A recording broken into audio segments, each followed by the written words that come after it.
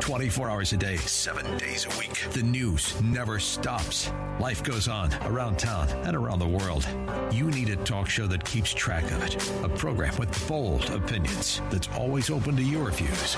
That is this show. Welcome to the Mark Davis Show on 660 AM. The Answer. Good morning, everybody. Come on in. It is our next to last, one of the great words, penultimate hours of the week, and here in this brand new month of October. That's exciting. We're about to hop to calls. We got some calls on a wide variety of things. 866-660-5759. I got stuff I haven't even brought up yet. We have 2 hours to go, so let's walk through the necessary turnstile. You ready? Let's focus. It's Friday. Wow! I feel good. I feel good. Ow! I feel good. I feel good. I feel good. You want me to say I feel good? I feel good. I would not. So good. So good. I got you. Wow!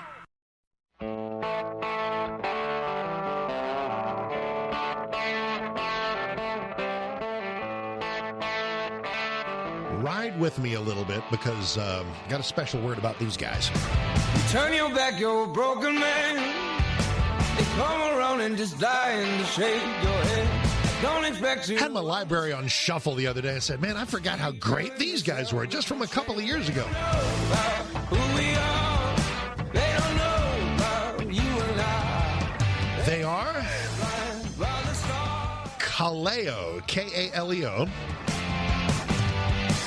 Hot blood, love is And they gotta feel like just like some wonderful ragtag group of guys from the American heartland, right?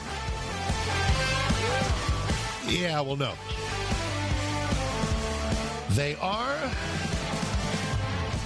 Icelandic. you want to reach for the things that This is hot blood, not hot-blooded. That's Foreigner. break away. Yeah. But these guys had this wonderful album out about 3 years ago, and I got it, downloaded it, and the random feature took me back to their library. Icelandic blues rock from the boys of Kaleo. Great work. Jokul Julesson, David Antonsson, Daniel Christiansen, Forlater Garkur Davidson, and Ruben Pollack. I don't know how he got into the band. All right. The album of theirs, I think they got a couple of 2 or 3, but the one that came off of was called A-B, like A/B. Kaleo, Icelandic rock and roll. Oh, sounds good to me.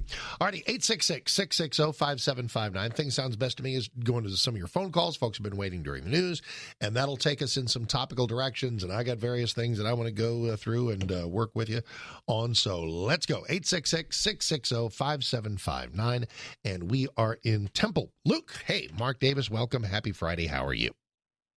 Hey, happy Friday, Mark.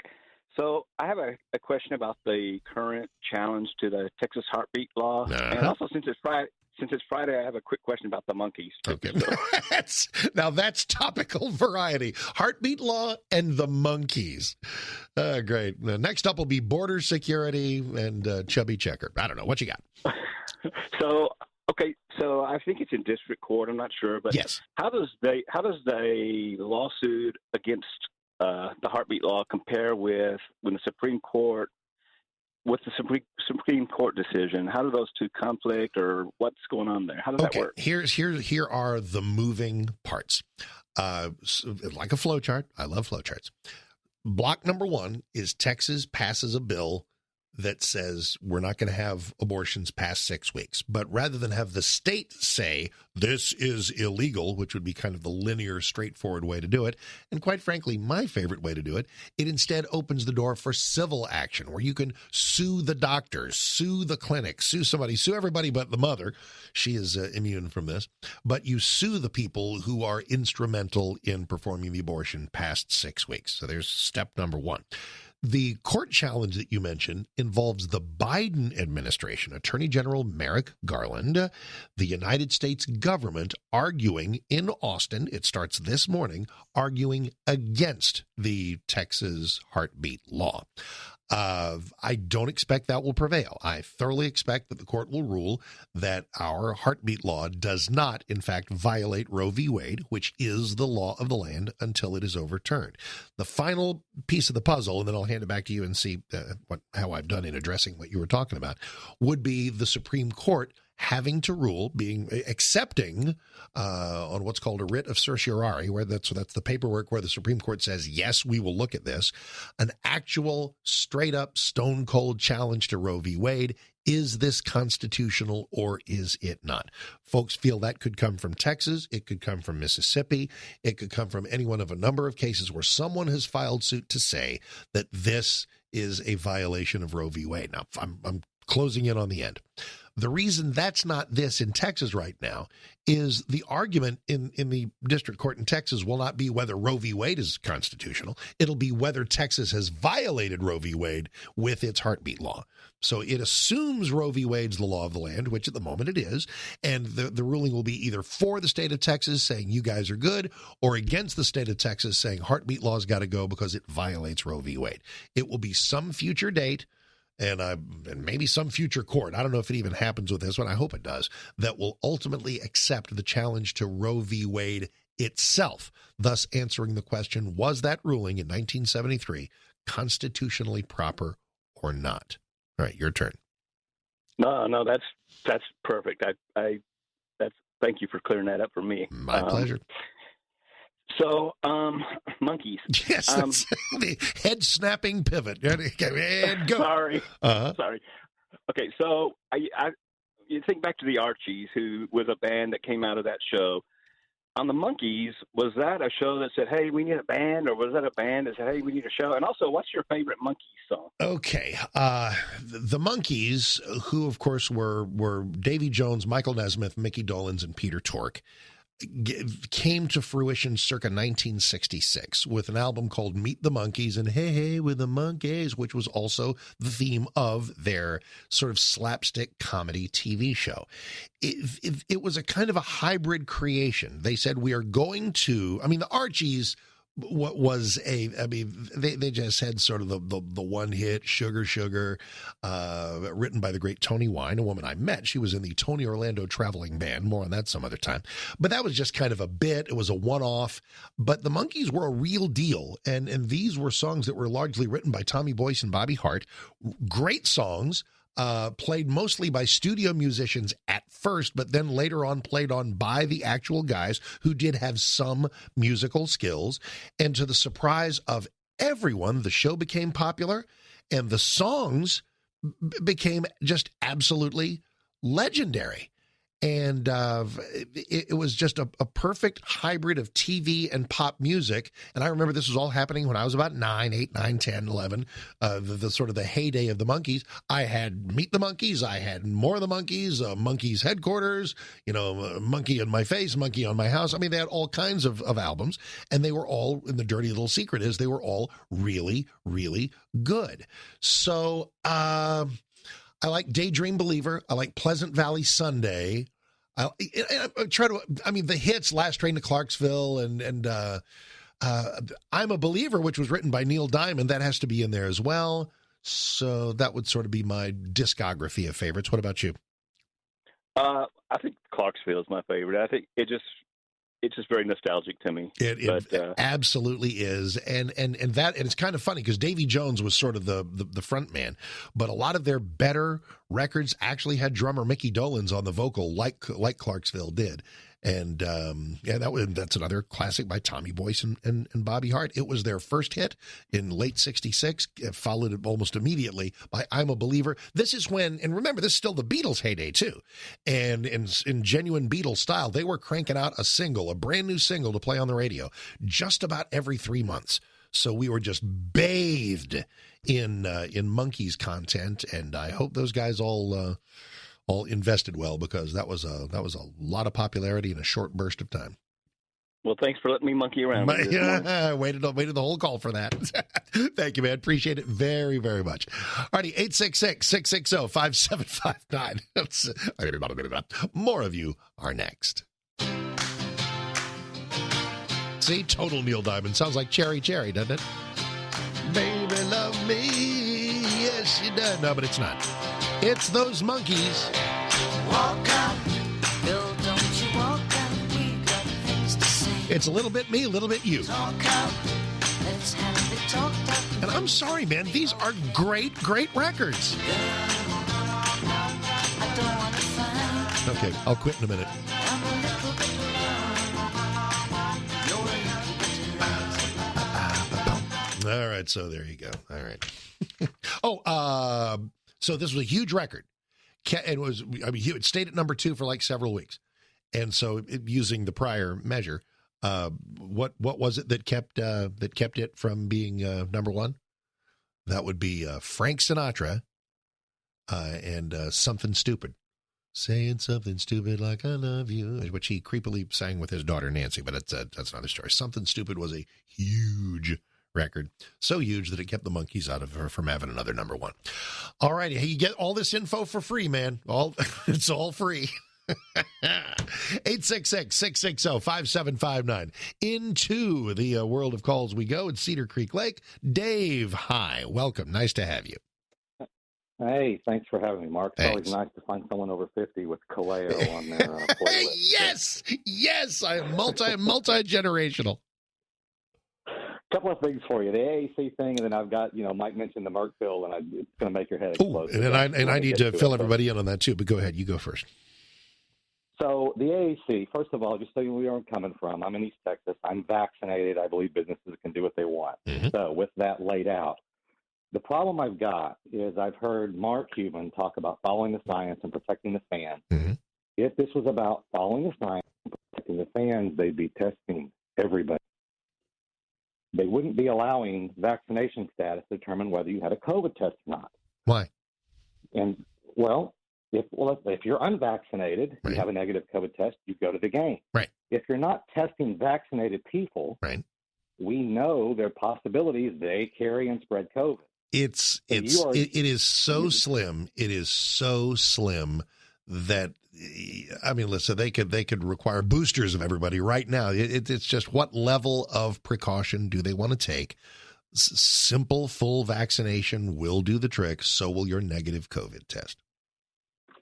Yes, I agree. Most of the time, I'm just Right. saying that I know. the possibility still exists. Okay, It's Merck bill. really slim. Now let me actually take 30 seconds. Mike mentioned this. Yeah. Merck has a pill that cuts the risk of death by half, says Merck. They're going to look for emergency authorization. This is an antiviral. This is essentially, if you get it, you start popping these. And it is called, it has one of those lovely names, molnupiravir. And it's an oral antiviral, and we've already got one of those already, remdesivir. And so I could certainly see how this would be welcomed into the marketplace. You don't start popping it as a preventative. It's not instead of the vaccine. But if you get it, you start popping this so that it's not as bad. What do you think? Yeah, it works as a protease or polymerase inhibitor. It prevents COVID from replicating, basically, Right. is what it does. Here's what's going to make your head explode. Ready? We have a great free drug out there that acts as a polymerase and a protease inhibitor. That'd be. Care to guess what it is? I'll give you 3 guesses. I but the first two don't count. I got up at 3:00 in the morning. I'm woozy. What is it? Ivermectin. Yeah. Horse dewormer. Yay. No, I know. That's just the slam against ivermectin. Now, welcome to full on chemistry talk.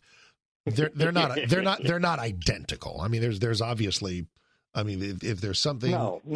Right. They both work as protease and polymerase inhibitors. Right. They both have properties that help prevent COVID spread. There have been studies that show ivermectin helps prevent COVID from replicating in the body. Absolutely. And yet it does. And it's the most interesting angle of this, and Dave, thank you for all the above, is will the media savage the Merck pill as they have ivermectin and hydroxychloroquine? I bet not. I don't know. I bet not. Dave, thank you enormously. I appreciate it very, very much. All right. It has been quite the adventure in Congress these last few days, hasn't it? Most of it on profligate spending and various other things. Congressman Roger Williams is going to join us. He was also the coach, manager, whatever they call it, in the congressional baseball game, won by the Republicans. What was it, 13-12? and we had a Republican guy hit an actual for reals home run over the fence at Nats Park where the game was held, Wednesday night or whatever that was. So little congressional baseball, a little inside baseball on actual legislation, and then the little update on what's going on under the big dome there at Capitol Hill. Congressman Roger Williams is going to join us next. 866-660-5759. Grab a line. Follow me in the world of Twitter at Mark Davis. All kinds of stuff going on there. And we're about to hop into the newsroom, and Gordon Griffin is found, and then come back out and talk to Congressman Williams about a bunch of things, and then to you about anything you like. 866-660-5759. Mark Davis, 8:30. Here's Gordon.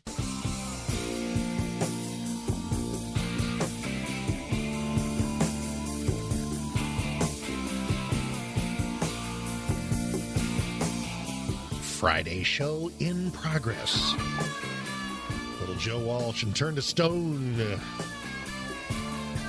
866-660-5759. Plenty to talk about as we wrap up another momentous week in the news. If our guy on the phone is Congressman Roger Williams, that means we can talk about a number of things, congressionally speaking, the spending bills, the various things working their way through the House. But we can also look back on the congressional baseball game won by the Republicans 13-12 there at Nationals Park. And I got a couple of questions about that. Roger, welcome back. How are you doing, sir? I'm good, Mark. Thank you for having us. Nice. So 13-12, I kind of know. In fact, I have it DVR'd at home. I haven't watched it. I know how it worked out. Did we have to come from behind? Were we ahead and they caught back up? How did that 13-12 come to pass? Well, they went ahead of us. I mean, and actually, it's a low-scoring game in this particular game. But no, the Democrats jumped out ahead of us, but we came back, and twice we came back, and then we held them. They had runners on second, third, in the bottom of the top of the seventh, which is like the top of the ninth. Mm-hmm. And our pitching, our defense, I was really proud of the guys. They played good. They made some plays, and we won the game. And President Biden was there to see it. So that made yes, he was, and caught holy you-know-what, I guess, from Nikki Haley. What are you doing at the baseball game when so many things? I think that's just Nikki doing a little pandering. But yeah. Biden was there. Pelosi was there. All kinds of people were there. Interesting moment. I mean, it's congressional baseball. You got some guys out there who can sort of play. 17th District out of Florida, Greg Stubbe hits an actual home run over the fence at Nats Park. Who saw that coming? Well, let me tell you, Stubbe's he's a good congressman, but a former veteran, a good athlete. We have a lot of different team than we did last year. We got some newer guys playing, but Stubbe pitched. He threw 121 pitches. He threw 5 innings for us, and he hit a home run measured at about 355 feet. So it's pretty historical. But I'm going to tell you, Mark, people may kind of laugh about the baseball game, but it's really important up here. It was really important we win this year because it sets so much momentum going here. We're going to beat you in September, beat you in November. Yes. And I advertised it as socialism versus capitalism. Oh, that's true. Score one for America. Well, listen, now let's go to some of the battles that we're trying to win that affect our lives directly. Where does the big headline this morning is, the bipartisan infrastructure bill now hangs in the balance, that Democrats who may not be as radical as some of their colleagues, people like Joe Manchin in West Virginia, Kyrsten Sinema in Arizona, they may cause this massive spending to be dialed back somewhat. Where do you think it stands, and where do you think it all goes?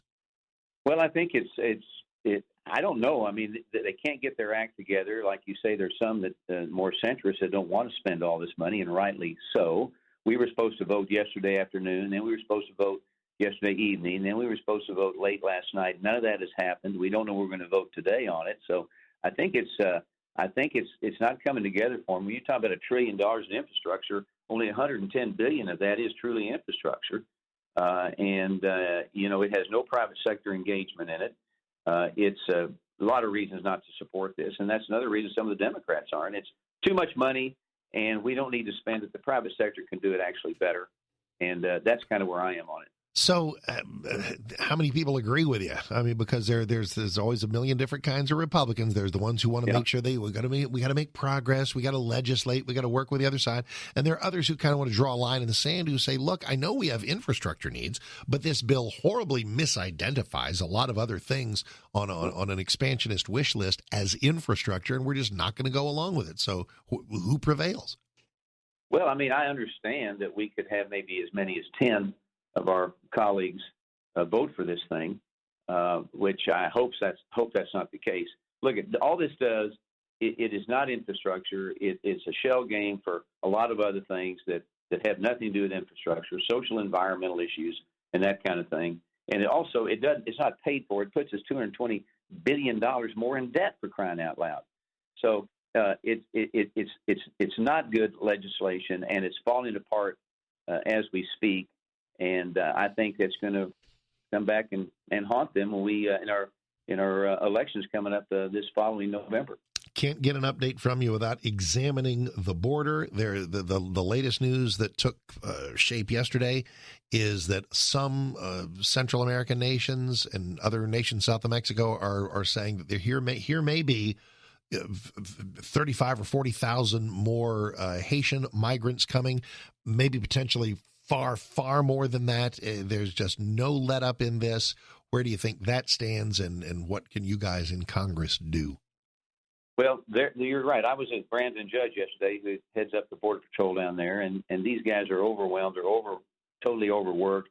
All these people that you just talked about are coming to America because they think they've been invited by this administration. There's nothing to keep them out. The Biden administration has started catch and release. That we're not.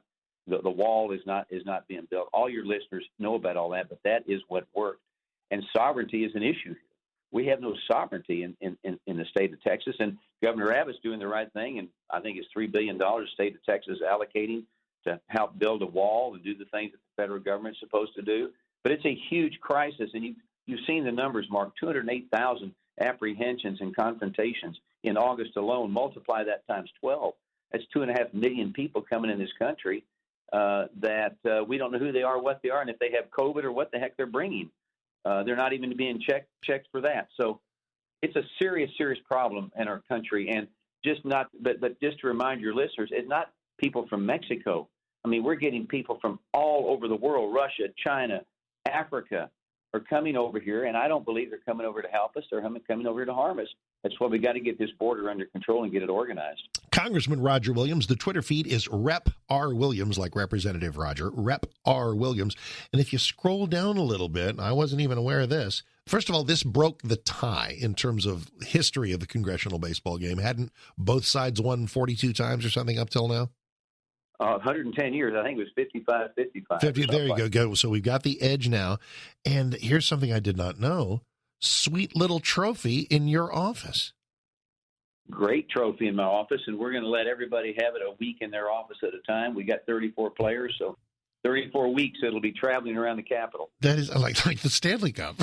Just move that thing. You can't drink that. It can't drink.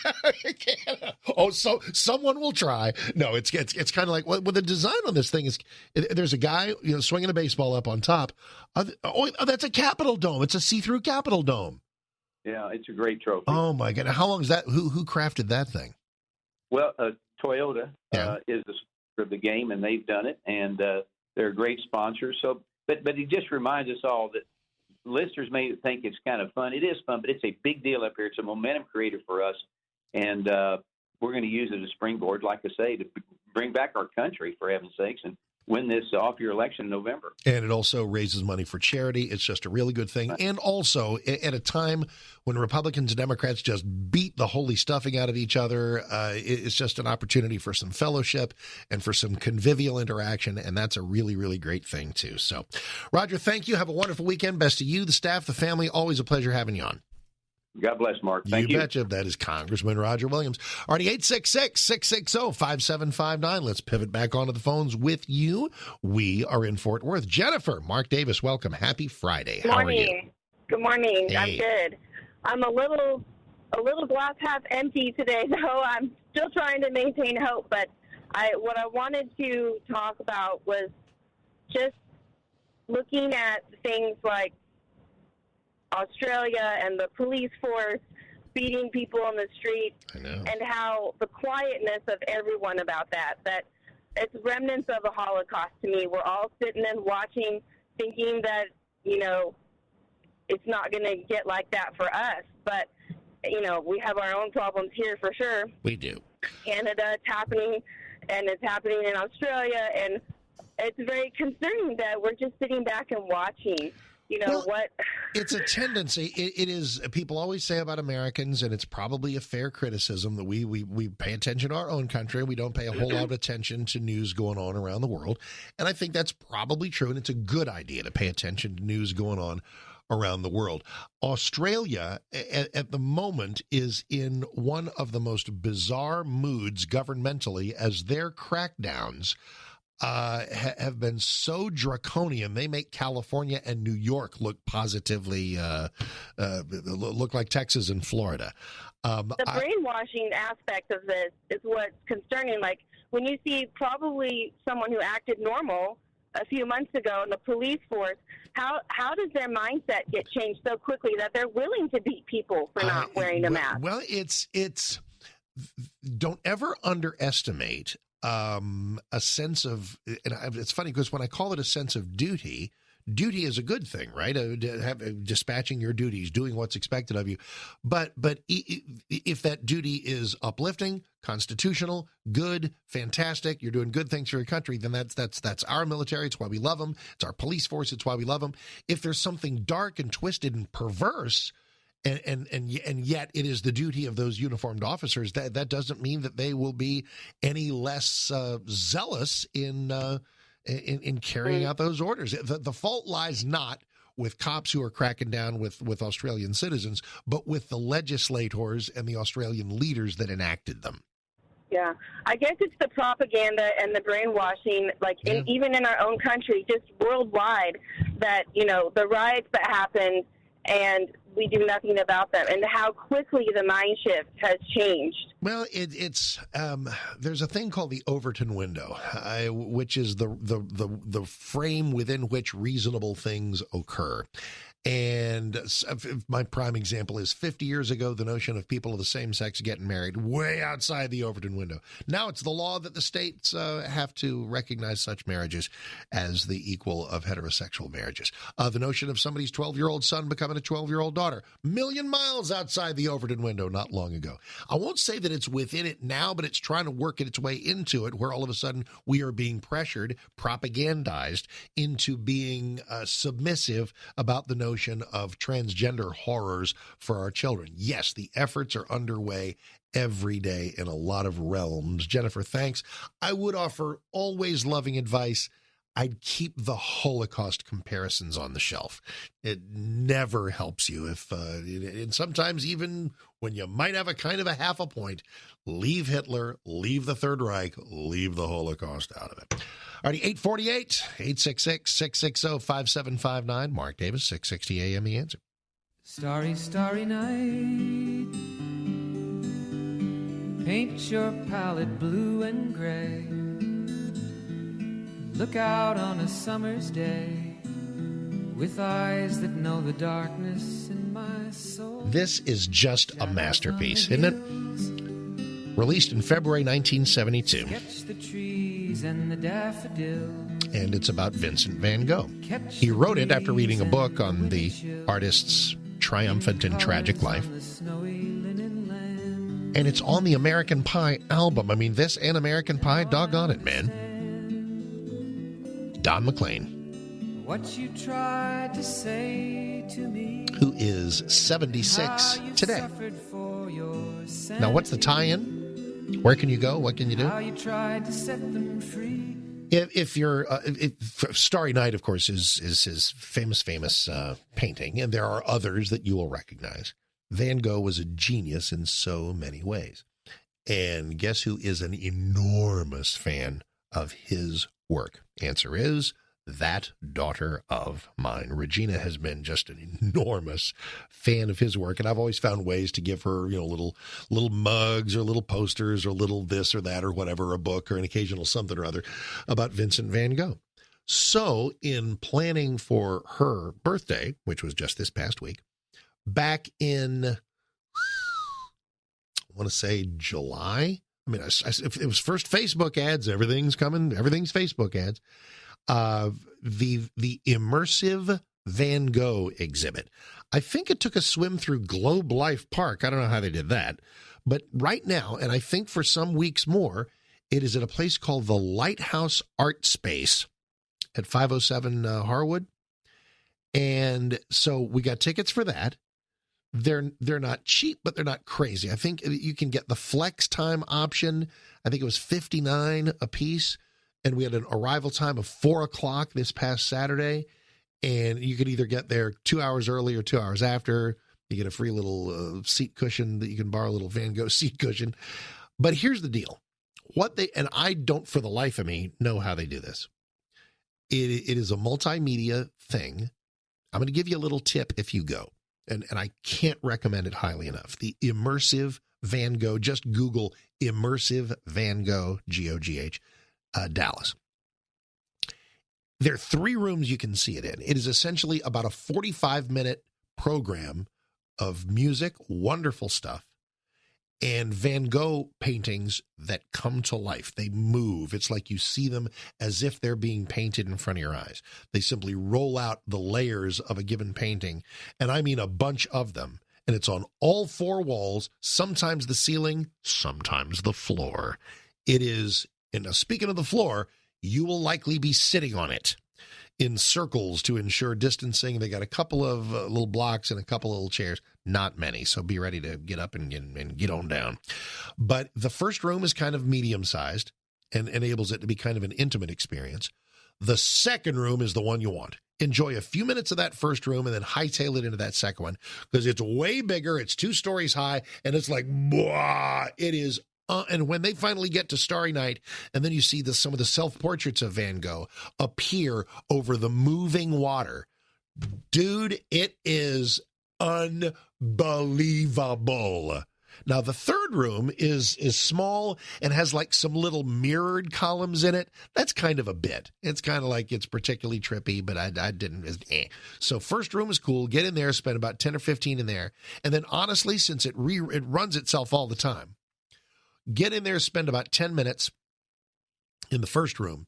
When you get into the second room, the big room, let it run its course and get caught up to where you were before and then keep going so that you see the entire 45 minutes in that huge second room. And I don't know how you do this. I don't think it starts necessarily at the top of the hour. I don't know because we got there a little after 4. Maybe ask them when you get there. Because if there's a way for you to get in as it's sort of at the beginning, I want you to do that. Because when they finally, and the music they use is Barber's Adagio for strings. Oh my gosh. And they spend 2 or 3 minutes just laying out the actual Starry Night painting in front of you. And I'm pretty well giving it all away now, so I'll stop talking. I cannot say enough about that immersive Van Gogh experience there, the Lighthouse Art Space in Dallas. So enjoy. Thank me later. 8:59. All right, we've got an hour of stuff to do. Got calls to take, stuff to get that I haven't even gotten to yet. News to break, things to discuss. 866-660-5759. Mark Davis, 8:59. Smell rotten eggs? It could be a natural gas leak. If you suspect that you have a leak, leave your home and dial 911 or 1-888-CALL-PSE. Learn more at psc.com/detect-a-leak.